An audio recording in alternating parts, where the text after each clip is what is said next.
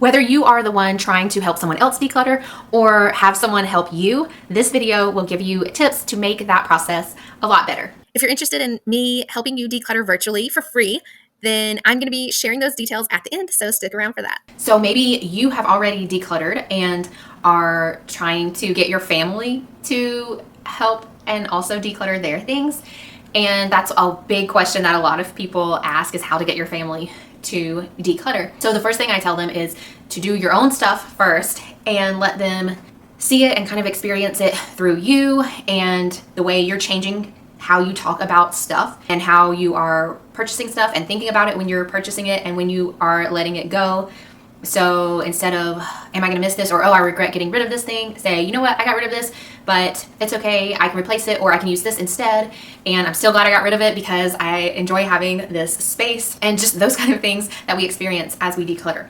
So I am referring to my book, Pack Rat Declutter Free, because I wrote this and the blog post so long ago. So I'm refreshing my memory, which is also helpful. My mom is probably gonna be like, yeah, Megan, you need to do these things because I've helped her a couple of times. So first I'm gonna walk through what isn't helpful. And I think this is why a lot of people don't enjoy decluttering or think they don't enjoy it, because someone who is helping them and has the best intentions and doesn't even feel like this is something rude or mean or that's gonna keep them from wanting to get rid of something, they are doing these things without realizing the problem with it.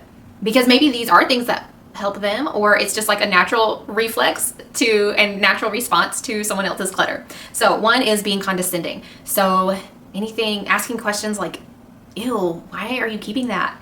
And first of all, people have reasons, okay? So they're gonna be thinking like, oh yeah, I'm keeping it because I don't want to waste, or because I think I'll use it for this project one day.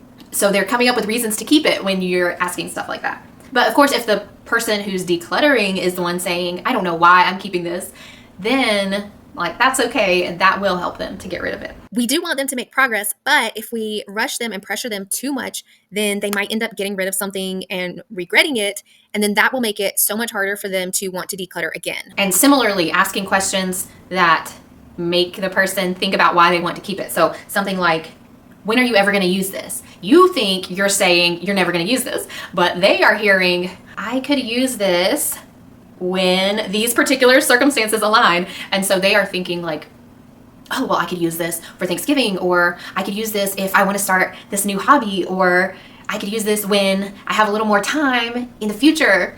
So that's why it can kind of be unhelpful. Whereas if you ask something like, do you have plans to use this in the next 6 months or year? Then their answer might be different. And you can help them to think about it realistically and reasonably. Remind them like, hey, you might be retiring, but you're also going to start watching your grandkids once you retire. So are you really going to have time for this other thing? So maybe you know a little bit about their life situation and their schedule and can be more realistic and help them be more realistic about it by reminding them that they already have a full schedule or a different hobby that they like, and are they going to get rid of that other hobby in order to start pursuing this one or trying this one. Another thing that's not helpful is telling them to just do it, just clean it up, just throw it away, just take care of it. And a lot of times people would do this if they knew how. So you might know how, and you might know what it means to just clean it up or to just declutter it or to just organize it, but they have gotten into this situation because they don't know how, and they need those baby steps. So you, instead of saying just clean it up, you might have to say, okay, just go in this room and get all the trash. Then once they've done that, tell them the next step. Okay, now just go around this room and find items that you know you don't use or don't like or are broken or damaged and you're not going to repair them in the next week or two. And so you gotta have that deadline for repairs too, because you'll just keep putting it off and thinking, yeah, I'm gonna repair it, it's perfectly fine. But that isn't always the case. Okay, so let's get to the things that are helpful when you're decluttering. You have to let the person whose stuff it is do the decluttering. So you can't say, oh, this is junk, I'm getting rid of it.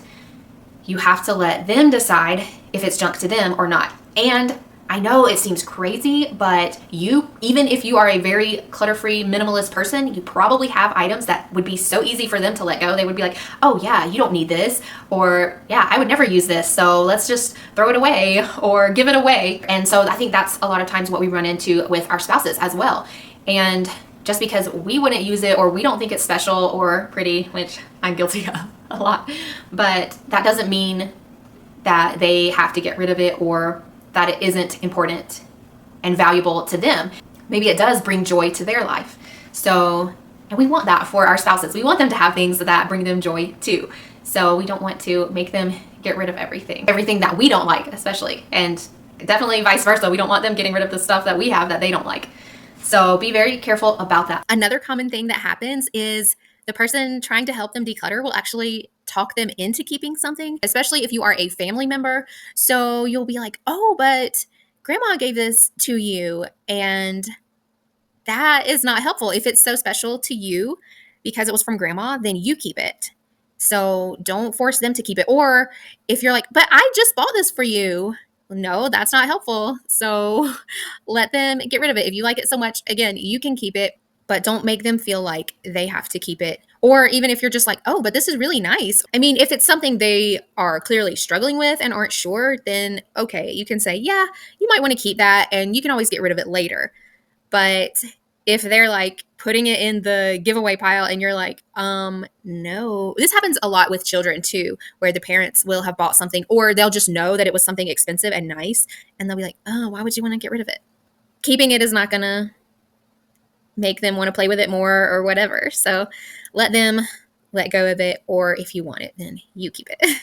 But you can help them decide, again, like realistically, have you used this, or are you keeping this out of guilt because someone gave it to you, or are you keeping it because you genuinely like it and are grateful they gave it to you? If they've given you other gifts, you can keep one of those that you like better instead of feeling like you have to keep this one even though you don't use it or like it, even though it's making your life worse instead of better. So another thing that helps others declutter is when you keep it fun. So that means not rushing someone, but also, to me, it's fun to be able to see that before and after. So if you can teach them how to do that and show them, okay, let's work on this, decluttering this tiny shelf.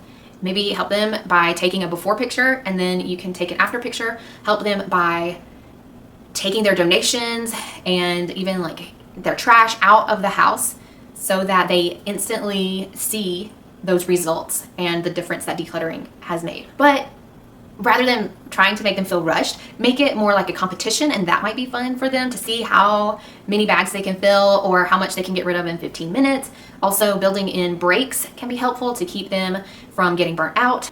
Another way to help keep it fun, maybe fix them one of their favorite drinks, something that's not going to distract them from decluttering, but will keep them excited about it. Or even if you are just watching their kid in the other room so that they can focus on decluttering, but still checking back in to make sure they actually are. But a lot of times if someone is watching their child, then they're like, okay, I really have to use this time wisely and value that person's time who's taking time out of their day to watch my child for me or children. So that's another way that can help them out. I am actually looking for someone to let me help them declutter their kitchen for next month, because that is the topic. And I like to do once a month where I show me helping someone else declutter. And that's part of my Clutter-Free Friday series. I will link to that playlist in the description so that you can see me helping someone else declutter by watching and listening to what we talk through and how we work through different decisions that we come across.